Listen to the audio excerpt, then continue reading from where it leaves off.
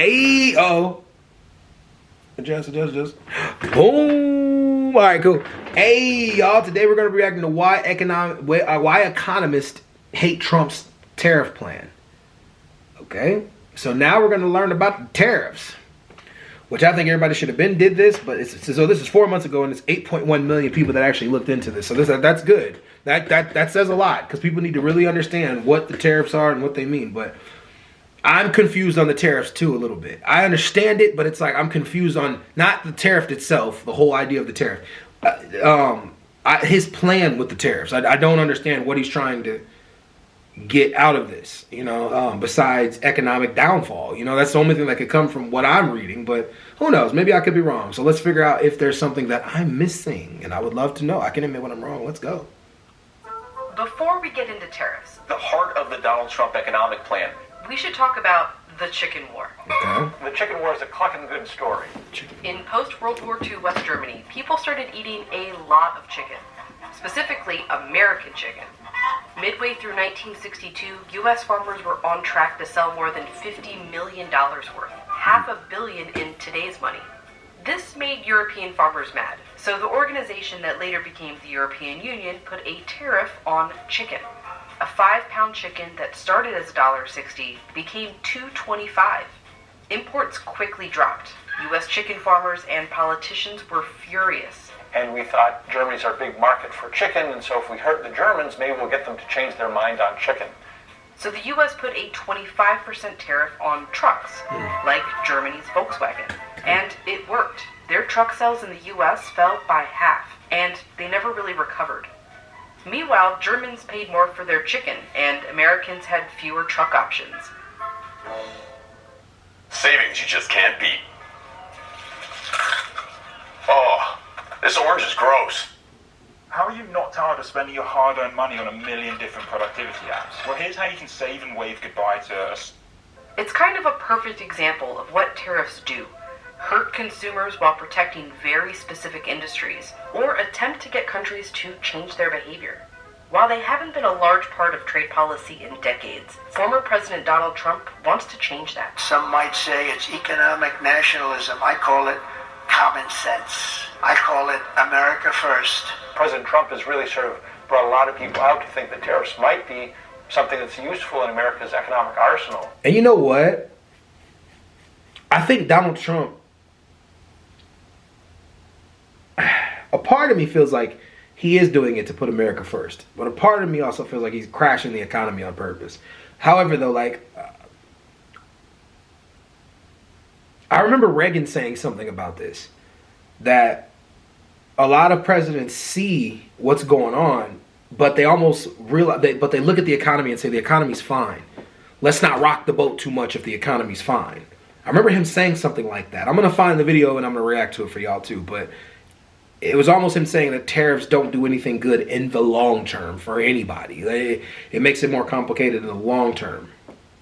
But we'll see. Let's keep going. In a way that hasn't been used in the past. Here's how tariffs work and what Trump's proposals would do. Let's start in 2018, when President Trump put tariffs on Washing machines. We're going to benefit our consumers, and we're going to create a lot of jobs. Since then, whenever a washing machine is imported to the U.S., the company on the U.S. side doing the importing pays a tariff to the U.S. government. Their margins are pretty low. They've got to pass that price on to consumers who ultimately pay it. That's the whole point, in some sense, to reduce demand for those goods and create space for domestic producers. After the tariffs, not only did the price of imported washing machines go up, so did the ones made in the U.S. There's this myth out there that if we tax imports, domestic producers won't change their prices. And that's not the case. You're creating more demand for them. So naturally, the price goes up. And it wasn't just washers. Dryers went up in price too, even though they weren't part of the tariffs. So the tariff didn't help. It made it worse. Made it worse, man. God, dude.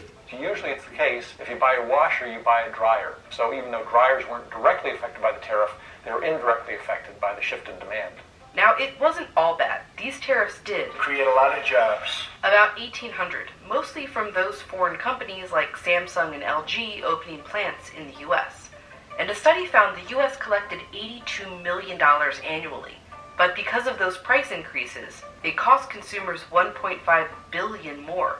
So they basically paid $815,000 per job. This is a very expensive job creation program, and so that's another reason why economists don't like tariffs. They're much more cost-effective, more efficient ways of increasing employment in those industries. These weren't the only tariffs Trump created in 2018. The big ones were on Steel and aluminum. Those were really designed to So he's done the steel and aluminum tariff before. Interesting. All right, let's keep going. punish China for its transgressions of international trade rules.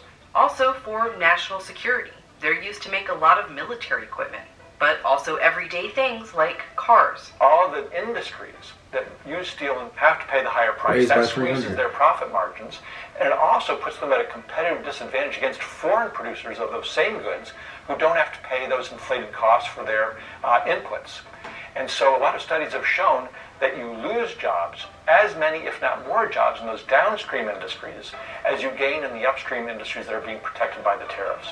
Many studies on the 2018 tariffs found some pros, some cons. Manufacturing jobs, which were on the decline, didn't increase, but they did level out. The overall economy lost jobs, mostly in those downstream industries, and the costs of the tariffs were passed on to U.S. companies and consumers. So, not great for the economy, but it did motivate U.S. companies to move out of China and made supply chains more resilient. But it didn't change much of China's behavior, and in many ways they became more aggressive. But here's the thing. Even with all the economic downsides, a review by the Biden administration suggested Trump's tariffs should remain, and the administration should add or increase them, which they did. Once tariffs get in place, there are two factors that sort of keep them in place for some time. First of all, there are going to be domestic interest groups that have a stake in seeking those tariffs maintained because they like the extra market share that they've gained as a result of those tariffs. And second of all, tariffs are a bargaining chip. So why would we sort of unilaterally get rid of these, even if there's some economic benefits, when we might use it in some negotiations down the road? Tariffs are So Trump putting them in place rocked it a little bit to where when Biden came in, he realized like it could stay. But it didn't have really any economic benefit. So what was the point of doing it in the first place? are really hard to remove. It's why, 60 years later, there's still a 25% tariff on trucks, even though U.S. chicken farmers no longer care about selling in Europe. So we're still living with the legacy of the chicken war. So that's sort of another lesson of history, is you have to be careful about imposing these tariffs because you think you're doing it for short-term strategic reasons or you're just helping out this industry temporarily, but they can last for decade upon decade upon decade. Tariff policy is kind of old. Even by the chicken war, they were only imposed on around 7% of U.S. imports. Trump's plan for a second term is to bring them back dramatically. This is the policy that built this country, and this is the policy that will save our country. He's proposing a 60% tariff on everything from China, and a 10 or even 20% on every import from every other country. Countries are going to finally, after 75 years, pay us back for all that we've done for the world. Multiple independent studies looked at the possible effects. One found it would cost the average American household $1,700.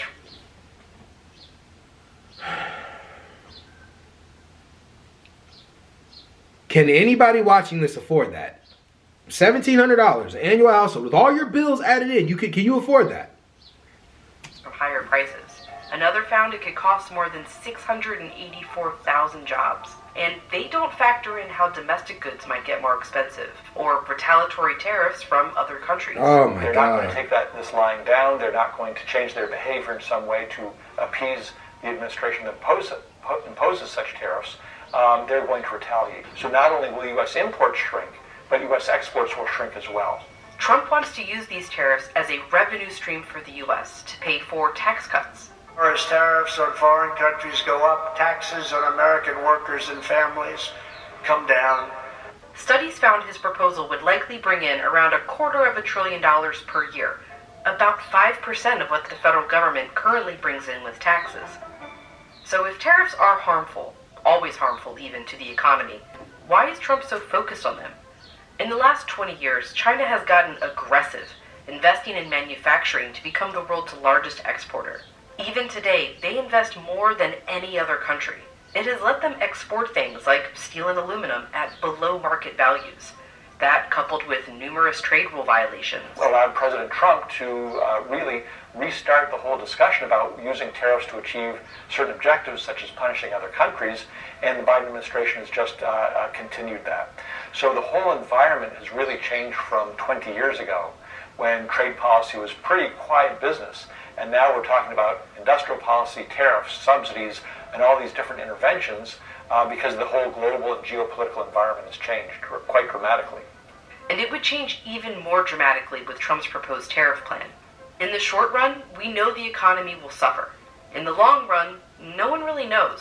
Will it be a war between the US and the rest of the world, or the Western world against China? Trump wants to play a game of chicken to find out. Nothing in that video sounded like tariffs were a good idea. You guys gonna say fake news or whatever to that, but nothing in that video sounded like tariffs were a good idea, so I think we shouldn't do tariffs, but I don't know. He's our president, so we gotta deal with whatever comes next. Anyways, alright, bye y'all. Peace.